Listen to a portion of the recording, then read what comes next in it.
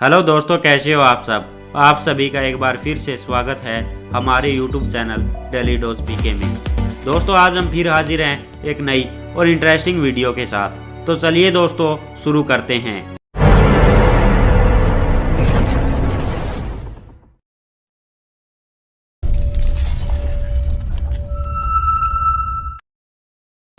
दोस्तों, 15 फरवरी साल 2013 रशिया के चेल्याबिंस्क के ऊपर 20 मीटर डायामीटर वाला एक एस्ट्रॉयड धरती के एटमॉस्फेयर में इंटर हुआ।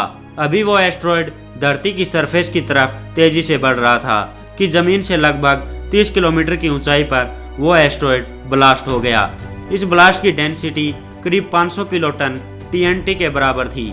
मतलब कि दोस्तों, हिरोशिमा पर गिराए गए परमाणु बम की तुलना में 35 गुना ज्यादा खतरनाक था। यह एस्ट्रॉयड आसमान में सूर्य से भी ज्यादा चमक रहा था। दोस्तों, एक्सप्लोजन से निकली हुई ऊर्जा से करीब 1500 लोग बुरी तरीके से घायल हो गए थे।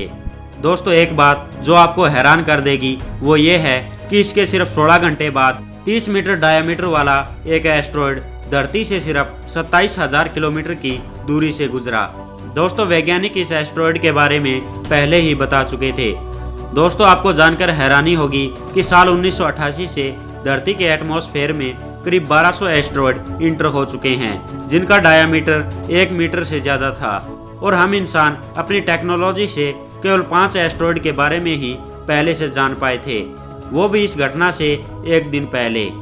दोस्तों, किसी वजह से हम एस्ट्रॉयड को डिटेक्ट नहीं कर पाते। क्या ऐसा कोई एस्ट्रॉयड धरती से जीवन का अंत कर सकता है?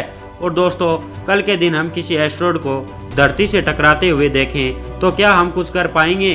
दोस्तों, इस वीडियो में हम आपको यही सब कुछ बताने वाले हैं। दोस्तों, स्टीफन हॉकिंग ने अपनी लास्ट बुक में बताया था कि एस्ट्रॉयड धरती पर रहने वाले जीवों के लिए सबसे बड़ा खतरा है। एक एस्ट्रॉयड कुछ मीटर से लेकर कुछ किलोमीटर के डायामीटर तक हो सकता है, जो कि हमारी यूनिवर्स के स्केल पर बहुत ही छोटी चीज है। लेकिन दोस्तों, इनसे होने वाला खतरा ही इन एस्ट्रॉयड की स्टडी करने के लिए मजबूर करता है। फिलहाल अब तक हम 10 लाख से ज्यादा एस्ट्रॉयडों की स्टडी कर चुके हैं, जिनमें से करीब 24,000 एस्ट्रॉयड नियो यानी कि नियर अर्थ ऑब्जेक्ट की कैटेगरी में आते हैं। दोस्तों, ये ऐसे एस्ट्रॉयड होते हैं जो धरती के काफी करीब ऑर्बिट करते हैं और इन्हीं ऑब्जेक्ट से हमें सबसे ज्यादा खतरा होता है। इतना छोटा साइज होने के कारण साइंटिस्ट इन एस्ट्रॉयड की डायरेक्शन को ट्रेस नहीं कर पाते हैं।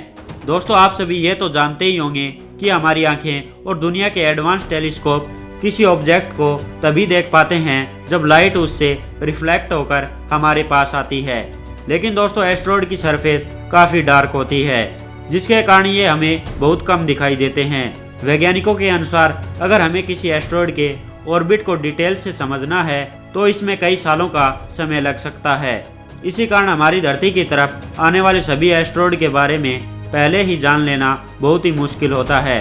अब दोस्तों, सवाल आता है कि ऐसा कोई एस्ट्रॉयड हमारी धरती से टकराने वाला हो तो इस सिचुएशन में हम क्या कर सकते हैं? इसके लिए दोस्तों, हमें जानना चाहिए कि एक एस्ट्रॉयड हमारी धरती के लिए कितना खतरनाक हो सकता है और हमारी लाइफ में एस्ट्रॉयड के धरती से टकराने की संभावना कितनी है।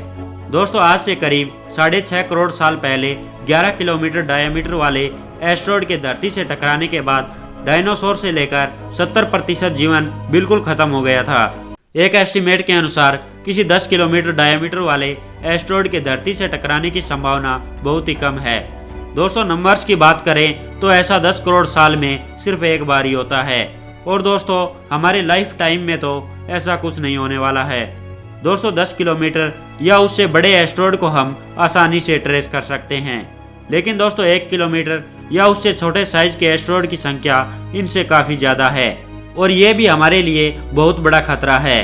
दोस्तों, 1 किलोमीटर साइज का एस्ट्रॉयड चिक्सलू की तरह पूरी दुनिया तो नहीं खत्म कर सकता, लेकिन फिर भी यह हमारी धरती पर बहुत बड़ी तबाही मचा सकता है।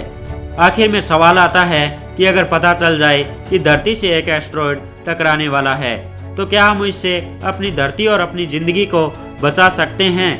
दोस्तों, ऐसा करने के लिए बहुत से आइडियाज मशहूर हैं। कुछ लोग कहते हैं कि हम उस एस्ट्रॉयड की डायरेक्शन में कोई बम या मिसाइल छोड़कर उस एस्ट्रॉयड को डिस्ट्रॉय या उसकी डायरेक्शन को चेंज कर सकते हैं। और दोस्तों ऐसे ही एक मिशन पर नासा के वैज्ञानिक लगे हुए हैं और जिस मिशन को नाम दिया गया है डार्ट मिशन, जिसके बारे में मैंने एक वीडियो पूरी डिटेल के साथ बनाई है।